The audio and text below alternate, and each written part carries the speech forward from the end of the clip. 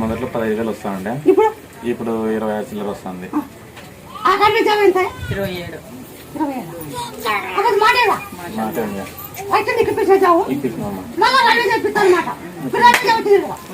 వచ్చిందంటే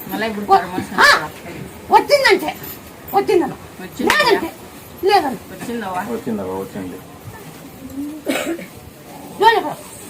మీ పెళ్లి కుదరాలంటే రాను కూడా అర్థం తెచ్చుకోండి. మీ తొందరగా అయిపోతాయి. ఇక్కడే తెచ్చుకో. ఒక రాను కూడా అర్థం తెచ్చుకో.